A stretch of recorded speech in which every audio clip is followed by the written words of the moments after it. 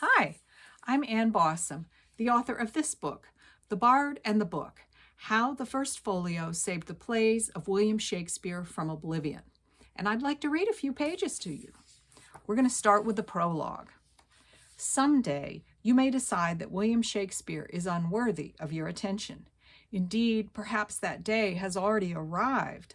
Alas and alack, if so, for you have been misled to think that a dead poet with an earring from more than 400 years ago has nothing to offer you. Well, actually, Shakespeare may not have worn an earring, but some people think he did because of a painting that might be of Shakespeare, and here it is. Or maybe it's not.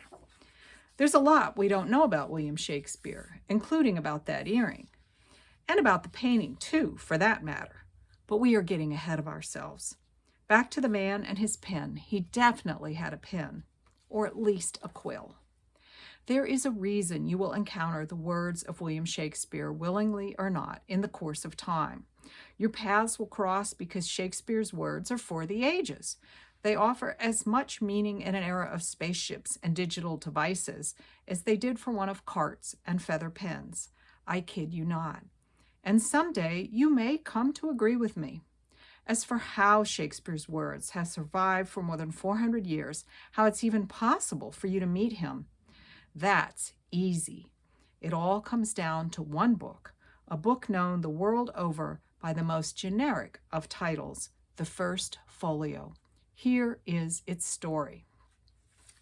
And chapter 1 talks about William Shakespeare, how he becomes brilliant, then dies. But I'm going to skip ahead a little bit to the next chapter, where we learn how this book came to be.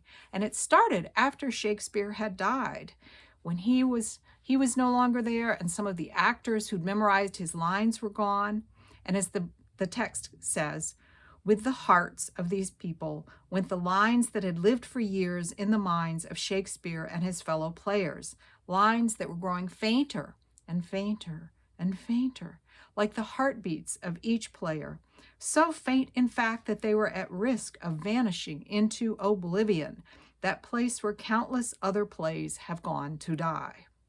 There's a reason young people study the plays of William Shakespeare instead of those of his contemporaries, John Fletcher and Francis Beaumont. Shakespeare's plays survived. Theirs were largely lost. And why did his survive? They survived because someone thought about his plays soon after his death and had a big idea.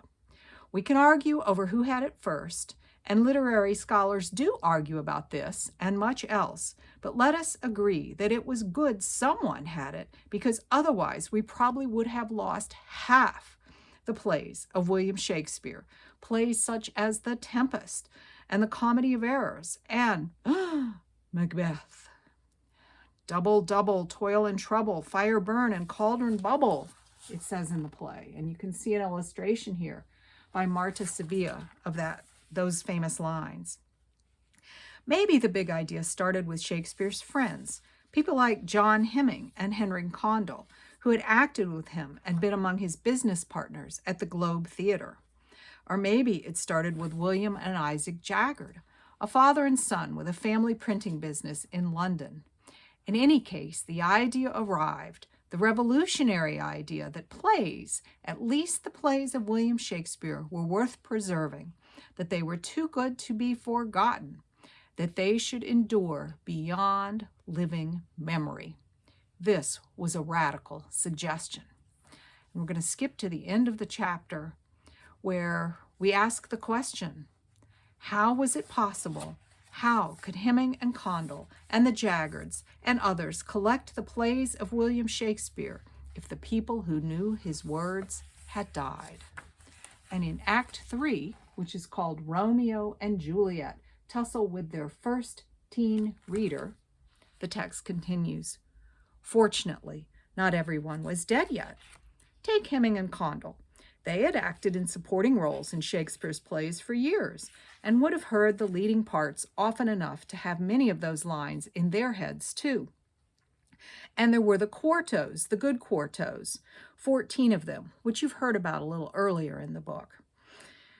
Quartos that were of some help in trying to reconstruct the plays of William Shakespeare. Fortunately, thanks to Hemming and Condell and other King's men, there were prompt books, the books that were the copies of the plays that were used to help actors during rehearsals, to prompt them when they needed to be reminded of a line. Prompt books showed the text of the plays, but they also held other useful details too. Who should walk onto the stage, make an entrance? Who else should be on stage, even if they never spoke any lines? When someone should exit the stage, even when someone should exit the stage pursued by a bear. And yes, it really does say this. Act 3, Scene 3 of The Winter's Tale, as Marta's illustration helps you see.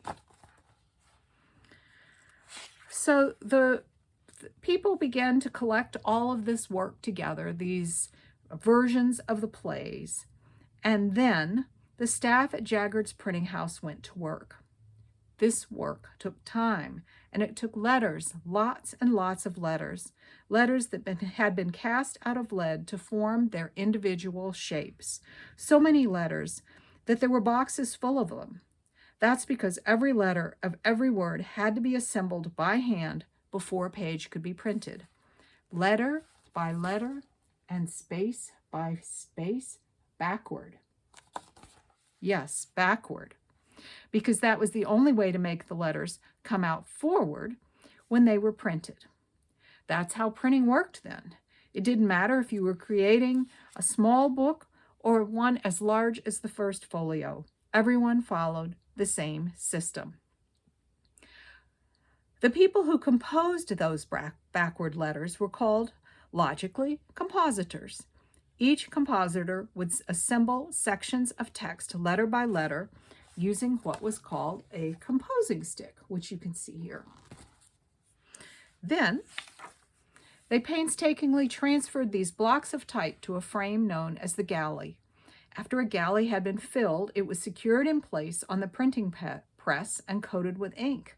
Next, a sheet of damp paper, all of which had been imported from France, by the way, was aligned upon this printing bed. Then the whole assembly, called a carriage, was rolled under the weight-bearing tower of the printing press. And after the carriage was in place, the press operator would manually apply pressure to the assembly, leaving a clear impression of the inked letters on that sheet of paper. Voila! When the sheet came off the press, all that backward type had become readable, and you'd made one page of what was going to be a very long book. Then that sheet of paper got hung up to dry, and the process was repeated. More ink, more paper, more ink, more paper, more ink, more paper, until all the required copies of that page had been printed. Then it was time for the next one. Well, you can find out more about all the fascinating details behind the creation of the first folio, things that explain why we now call letters uppercase and lowercase, going all the way back to those compositors working with their boxes of letters, one that was upper with capital letters, one that was lower with what we call lowercase letters now, for a very good reason. I hope you'll go and find a copy of The Bard and the Book to see more such stories for yourself. And thank you for taking your time to hear me today. Bye-bye.